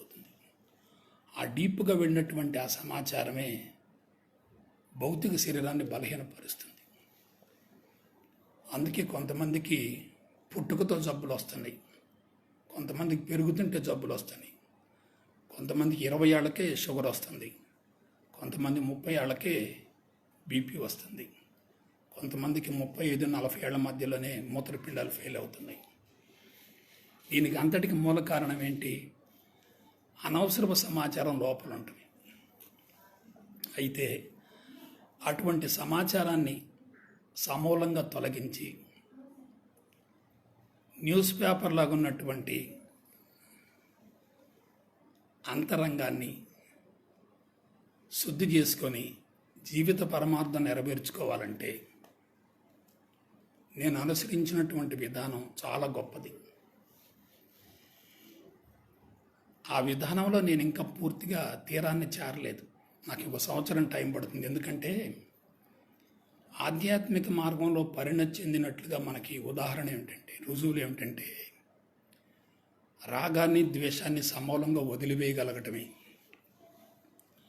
రాగద్వేషాలు ఉన్నంత వరకు మనిషిలో అశాంతి, అసంతృప్తి విపరీతంగా ఉంటుంది. రాగద్వేషాలు ఉన్నంత వరకు మనిషిలో అశాంతి, అసంతృప్తి విపరీతంగా ఉంటుంది.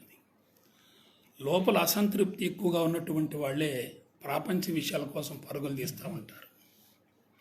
అందుకని ఆధ్యాత్మిక మార్గంలో పరిణతి చెందేటట్లయితే అంతరంగం శుద్ధి అవుతుంది. కాబట్టి ఆరోగ్యాన్ని గురించి, ఆయువుని గురించి, మనశ్శాంతిని గురించి, ఆనందాన్ని గురించి ఇక ఆలోచించవలసిన అవసరం ఉండదు. అందుకే దాన్ని తెలుసుకుంటే చాలు, ఇంకా దేని గురించి తెలుసుకోవాల్సిన పని లేదు. ఇంకొక మాట వాడతాను, ఇదొక్కటి బాగానండి. భూమండలం మొత్తంలో easiest subject on the earth ఏమిటంటే స్పిరిచువాలిటీ. భూమండలం మొత్తంలో easiest subject on the earth ఏమిటంటే స్పిరిచువాలిటీ. స్పిరిచువాలిటీ గురించి తెలుసుకున్న తర్వాత మనిషి యొక్క అంతరంగం నిండు కొండలాగా ఉంటుంది, అసంతృప్తికి అవకాశం లేదు. స్పిరిచువాలిటీ గురించి తెలుసుకోకపోతే అంతరంగంలో అలజడి ఉంటుంది, అసంతృప్తి ఉంటుంది, మనిషి బాహ్యముఖ ప్రయాణంలో ఉంటాడు. కాబట్టి ఆ స్పిరిచువాలిటీని తెలుసుకోవటం కోసం మనం టైం కేటాయించాలి. ఇంకొక విషయం చెప్తున్నాను, స్పిరిచువాలిటీలో ఉండి, ఆధ్యాత్మిక రంగంలో ఉండి మీరు ఏ మార్గంలో ఉన్నా, ఏ వృత్తిలో ఉన్నా, ఏ విధానంలో ఉన్నా, ఏ రంగంలో ఉన్నా, జీవితంలో ఆరోగ్యాన్ని గురించి, ఆయువుని గురించి, మనశ్శాంతిని గురించి, ఆనందాన్ని గురించి ఆలోచించవలసిన అవసరం లేదు. చనిపోయే రోజు వరకు శరీరంలో ఎటువంటి క్రానిక్ డిసీజ్ ఉండదు. నేను రిటర్న్గా రాసిస్తాను. మీరు నన్ను కూడా పరిశీలించుకోండి. కొంతకాలం నన్ను కూడా చూడండి, గురుడిగా నమ్మబాకండి. ఒక గ్రామానికి ఒక సాధువు వచ్చాడట.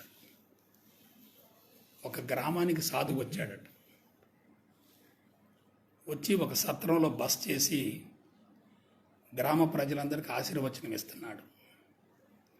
ఆయనకు కొన్ని సిద్ధులు ఉన్నాయి, కొన్ని మిరకల్స్ ప్రదర్శించేటటువంటి స్థాయిలో ఉన్న వ్యక్తి. ఆయన అందరికీ వచ్చిన ప్రతి ఒక్కరికి ఏం చేస్తాడంటే విభూదిస్తున్నాడు, కొద్దిగా నోట్లు వేసుకొని కొద్దిగా ముఖాన్ని పెట్టుకోమని చెప్తున్నాడు. అందరూ పాద నమస్కారం చేసి వెళ్ళిపోతున్నారు. ఒక తిరణాల మాదిరిగా ఉంది. ఈ సన్నివేశాన్ని ఒక వ్యక్తి దూరంగా ఉండి గమనిస్తున్నాడు.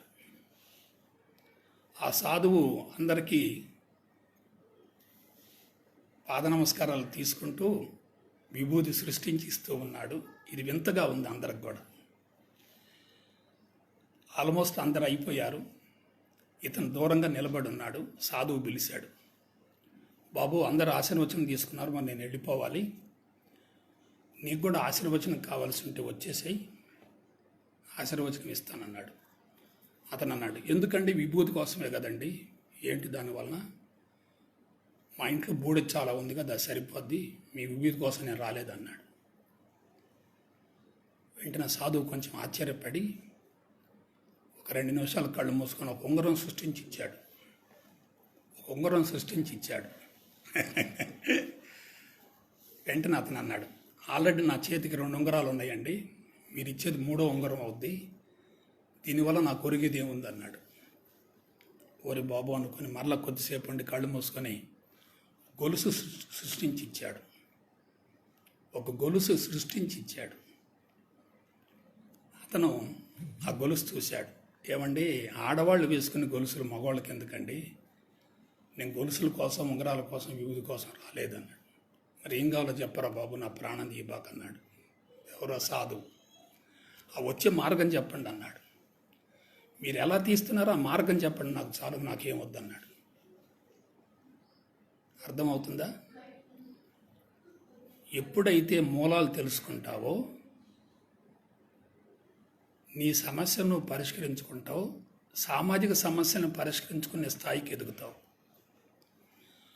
భారతదేశంలో ఆధ్యాత్మికతలో ఉన్న ఒకే ఒక పెద్ద లోపం ఏంటంటే అశాస్త్రీయంగా ఉంది, అన్సైంటిఫిక్గా ఉంది, కమర్షియల్ ఓరియంటెడ్గా ఉంది.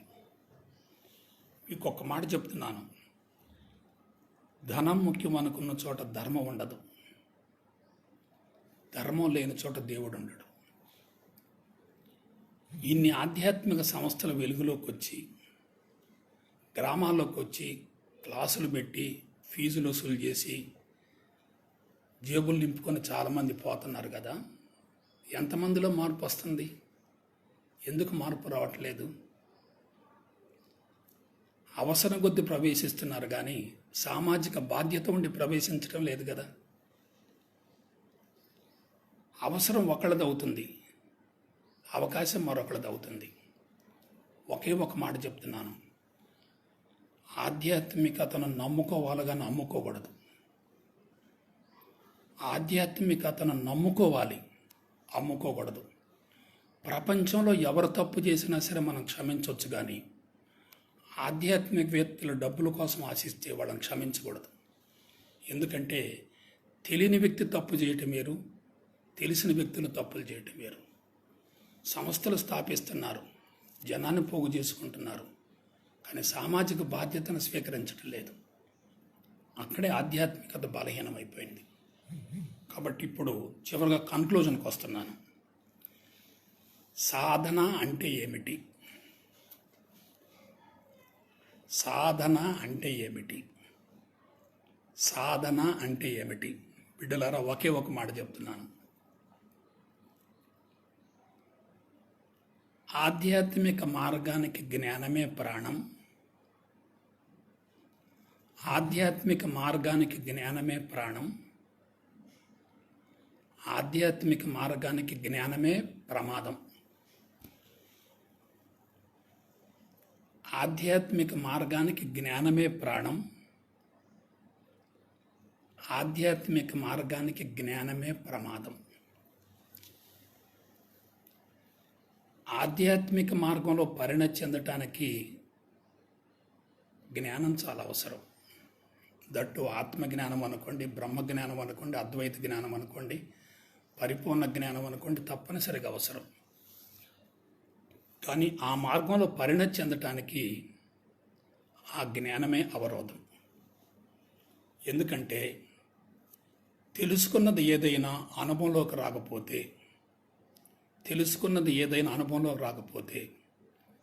అహంకారం పెరుగుద్ది. నాకంతా తెలిసింది, వాళ్ళకి తెలియలేదు. తెలిసిందాన్ని ప్రపంచానికి తెలియజేయాలనేటటువంటి ఒక వ్యసనం మొదలవుద్ది తప్ప దాన్ని జీవితానికి అన్వయించుకుందాం అనేటటువంటి ఆలోచన ఉండదు. కాబట్టి భూమి మీద నివసించేటటువంటి పంచభూతాల కన్నా, వృక్షాల కన్నా, జంతువుల కన్నా మానవుల్లో అహంకారం ఎక్కువ ఉండటానికి మూల కారణం సమాచారం, ఇన్ఫర్మేషన్. ఆ ఇన్ఫర్మేషన్ ఎప్పుడైతే సంస్కారాల రూపంలో మారిందో మనసు బలహీనపడింది, దాని ద్వారా బాడీ బలహీనపడుతుంది. కాబట్టి ఇంకొకసారి చూడండి, సాధన అంటే 3 పాయింట్లు చెప్తాను.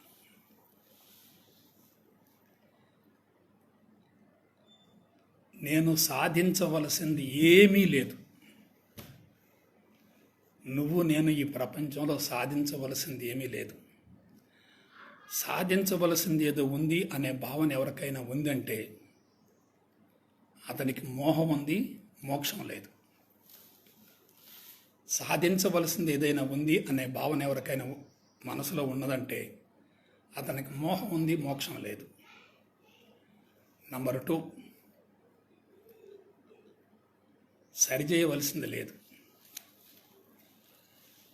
నిన్ను నువ్వు సరిచేసుకో, నీ గురించి నువ్వు తెలుసుకో, నీ గురించి నువ్వు ఆలోచించుకో, నిన్ను నువ్వు శుద్ధి చేసుకో, నిన్ను నువ్వు సంస్కరించుకో, నీ లోపాలను నువ్వు సరిచేసుకో, నీ బలహీనతను నువ్వు తొలగించుకో, నీ గురించి నువ్వు సంపూర్ణంగా అవగాహన గావించుకో. అదే స్వధర్మం అంటే. స్వధర్మం అంటే ముందు ధర్మాన్ని గురించి తెలుసుకోవాలి, తెలుసుకున్నటువంటి ధర్మాన్ని జీవితానికి అన్వయించుకోవాలి. నీ గురించి నువ్వు అన్ని కోణాల నుంచి తెలుసుకోవటమే స్వధర్మం. పుట్టుకకు ముందు నేనున్నాను, మరణం తర్వాత కూడా నేను కొనసాగుతాను అనే భావన ఎవరికైతే ఉంటుందో వాళ్ళకి మరణ భయం ఉండదు, రుగ్మత భయం ఉండదు, జీవితం అంటే భయం ఉండదు. మరణం కేవలం భౌతిక శరీరానికే, అది మనం వదిలిపెట్టిపోయేదే కదా. మన బీజం ఆల్రెడీ కొనసాగుతుంది మన బిడ్డల రూపంలో, లేదు మన వాసన బీజాల రూపంలో కొనసాగుతుంది. మరి ఎవరు చనిపోతున్నారు? కేవలం శరీరం చనిపోతుంది. చొక్కా చినిగిపోయింది, నువ్వు చొక్కా మార్చుకో చాలు. అదే దేహాలు మార్చడం అంటే. కాబట్టి 1, సాధించవలసింది లేదు. 2, సరిచేయవలసింది లేదు. 3, మార్చవలసింది లేదు. కన్ఫ్యూజన్గా ఉందా? మరొకసారి చెప్తున్నాను. సాధించవలసింది ఉంది అంటే అసంతృప్తి, సాధించవలసింది ఏమీ లేదు అనుకుంటే సంతృప్తి, సంతృప్తే సమాధికి పునాది. సరిగా ఉంది అనుకుంటే మోక్షం, సరిగా లేదనుకుంటే బంధం. అదేంటండి, ప్రపంచం మొత్తం గందరగోళం ఉంది కదా, కరోనా వ్యాపించి. దానికి మూల కారణం తెలుసుకో. ఎవడి కర్మఫలానికి అనుగుణంగా వాడి జీవితం కొనసాగుతుంది. అతని కర్మఫలాన్ని నువ్వెట్ట తొలగించగలుగుతావు? How is it possible? ఇక 3వది, మార్చవలసింది లేదు. బిడ్డలారా, మరొకసారి చెప్తున్నాను, నిన్ను నువ్వు సరిచేసుకో, నిన్ను నువ్వు మార్చుకో, తర్వాత సమాజాన్ని గురించి ఆలోచించు. ఇప్పుడు సీక్రెట్ ఆఫ్ స్పిరిచువాలిటీ చెప్తాను. నీ గురించి నువ్వు తెలుసుకున్న మరుక్షణమే, నీ గురించి నువ్వు తెలుసుకున్న మరుక్షణమే అందరి గురించి, అన్నిటి గురించి తెలిసిపోతుంది. నీ గురించి నువ్వు తెలుసుకున్న మరుక్షణమే అందరి గురించి, అన్నిటిని గురించి తెలిసిపోతుంది. నీ గురించి నువ్వు తెలుసుకోకుండా వేరే వాళ్ళ గురించి తెలుసుకోవాలని ప్రయత్నిస్తున్నావంటే నువ్వు బంధాలను పెంచుకుంటున్నావు.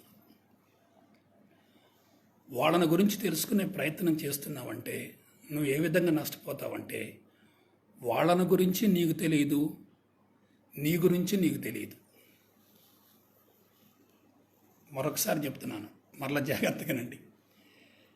నీ గురించి నువ్వు తెలుసుకున్న మరుక్షణమే అందరి గురించి అన్నిటి గురించి తెలిసిపోతుంది. ఇంకా తెలుసుకోవలసింది లేదనేటటువంటి భావన కలుగుతుంది. అదే వైరాగ్యం.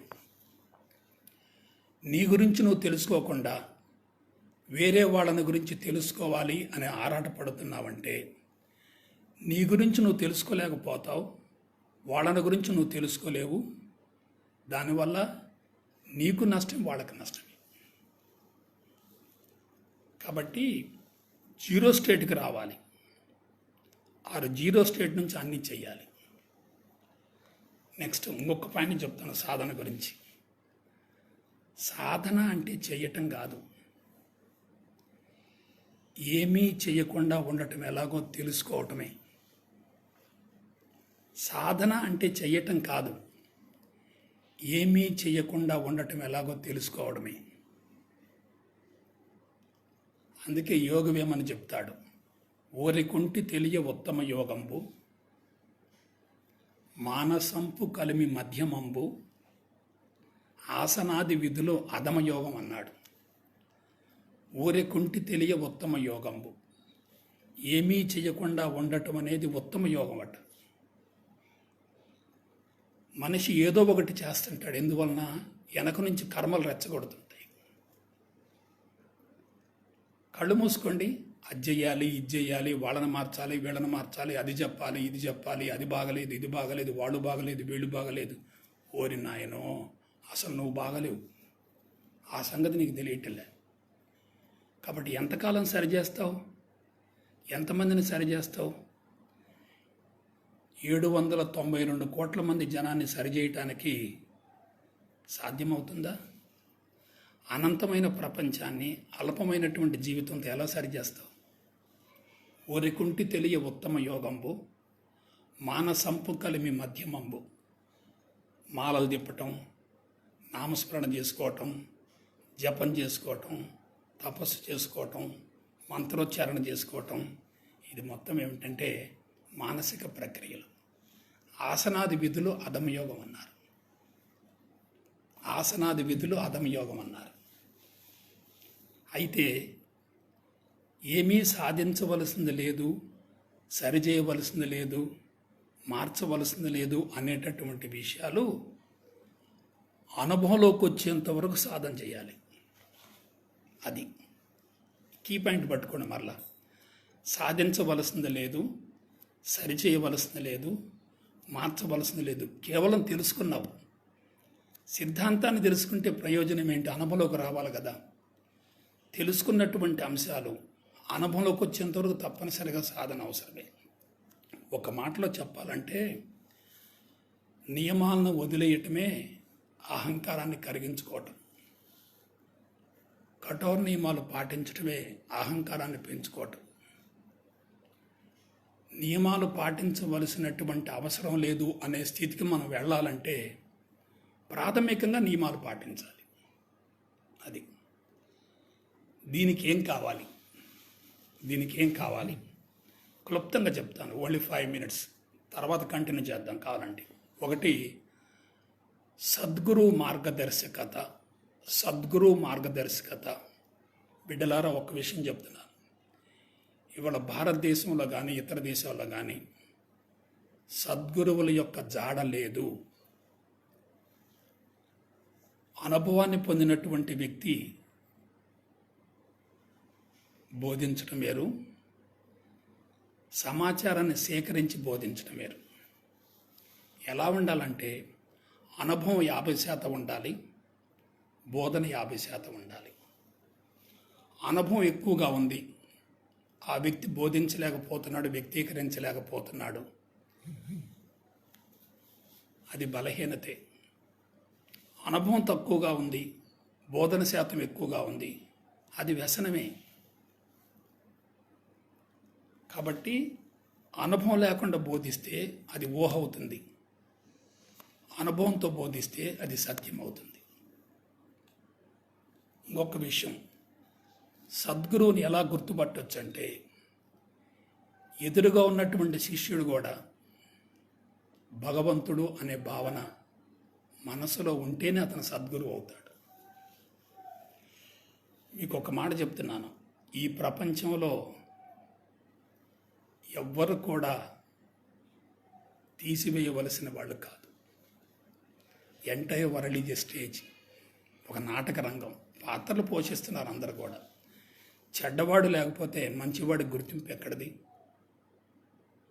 మంచివాడిని గుర్తించాలంటే పక్కన చెడ్డోడు ఉండాల్సిందే కదా. ఇవాళ ఇన్ని జరుగుతున్నాయి ప్రపంచవ్యాప్తంగా, జరగనివ్వండి. అవి జరుగుతుంటేనే మనిషిలో అన్వేషణ మొదలవుద్ది, తపన మొదలవుద్ది, ఆరాటం మొదలవుద్ది, పరిష్కారం కోసం ప్రయత్నం జరుగుద్ది.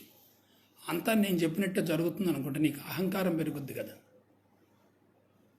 కాబట్టి ఒకే ఒక మాట చెప్తున్నాను, సద్గురువు లభిస్తే జీవితం ధన్యమవుతుంది.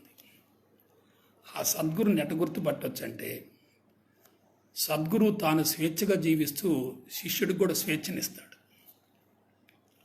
ఈ సంస్థలోనే ఉండు, వేరే ఎక్కడికి వెళ్ళబాకు, వేరే వాళ్ళ గురించి ఆలోచించొద్దని చెప్పి సంస్థను బంధిస్తున్నారే, వాళ్ళే బాధ గురువులు. సంస్థల్లో సాధకులను బంధించకూడదు. తొమ్మిద అనేక పుష్పాల దగ్గరికి వెళితేనే మకరందాన్ని స్వీకరించగలుగుతుంది. ఒకే పుష్పంతో ఉంటే ఆ పుష్పం యొక్క మకరందమే సొంత ప్రపంచం అనుకుంటుంది. ఇవాళ ఏమవుతున్నాయి? సంఘాలు పెరుగుతున్నాయి, వ్యాపారాత్మకత పెరుగుతుంది, సాధకులు బంధించబడుతున్నారు, ఒక సంస్థ నుంచి మరొక సంస్థకు బంతుల్లోకి తిరుగుతున్నారు.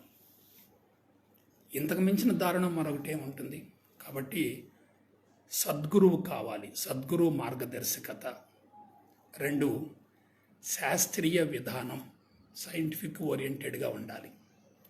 3, పరిపూర్ణ అద్వైత బ్రహ్మజ్ఞానం. 4, బ్రహ్మోపదేశం. 5, క్రమం తప్పని సాధన.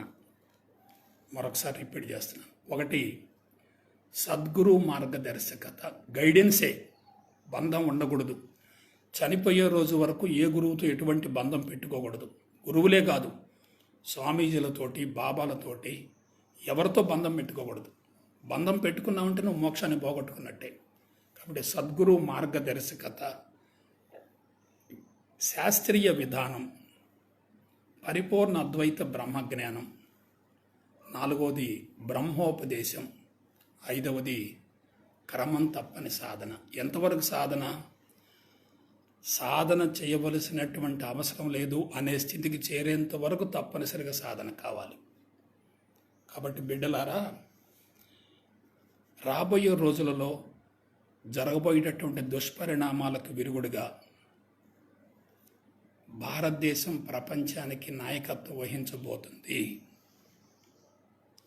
ప్రపంచంలో జరగబోయేటటువంటి అనేక రకాల దుష్పరిణామాలకు విరుగుడుగా ప్రపంచాన్ని ముందుకు నడిపించడం కోసం, ఆధ్యాత్మిక మార్గంలో ఒక ఆదర్శ ప్రపంచ నిర్మాణం కోసం భారతదేశం నాయకత్వం వహించబోతుంది. అందుకు మనం అందరం కూడా ప్రకృతి చేతిలో పరికరాలం కావాలి. మనందరం ప్రకృతి చేతిలో పరికరాలం కావాలి. ప్రకృతి మనల్ని ఎప్పుడు కూడా కాపాడుకుంటూ ఉంటుంది. ప్రకృతిని కాపాడే వ్యక్తిని ప్రకృతి కాపాడుకోకపోతే ప్రకృతికే నష్టం కదా. ప్రకృతిని పతనం చేసే వ్యక్తిని ప్రకృతి కనుక కాపాడుకుంటే ప్రకృతికి నష్టం కదా. కాబట్టి ప్రకృతికి అనుగుణంగా జీవించేటటువంటి విధానాన్ని కనుక అనుసరించగలిగితే మనం ముందు సమస్య నుంచి బయటపడతాం, తర్వాత ప్రపంచాన్ని కూడా సమస్య నుంచి బయటపడేయచ్చు. నువ్వు మారకుండా ప్రపంచాన్ని ఎట్ట మారుస్తావు? కాబట్టి అందరూ కూడా ఒక నూతన వరవడిలో ముందుకెళ్ళి ప్రపంచాన్ని పరిరక్షించడంలో, భావితరాలను కాపాడటంలో కంకణం కట్టుకోవాలని చెప్పి మనసా వాచ కర్మణ కోరుకుంటూ సెలవు తీసుకుంటాను. ఇంకొక విషయం ప్రస్తావిస్తున్నాను. ప్రస్తుతం కరోనా గురించి చాలామంది మందుని అడుగుతున్నారు. నా దగ్గర మందు ఉంది కరోనాకి, కానీ డిస్ట్రిబ్యూట్ చేయట్లేదు. ఎందుకంటే దానికి సైంటిఫిక్ రీజనింగ్ నేను చెప్పలేను. ప్రశ్నలు ఎదురిస్తూ ఉన్నప్పుడు మనం చెప్పలేము. కానీ ఒకటే చెప్తున్నాను, మంచి మనసును మించిన మందు లేదు. మంచి మనసును మించిన మందు లేదు.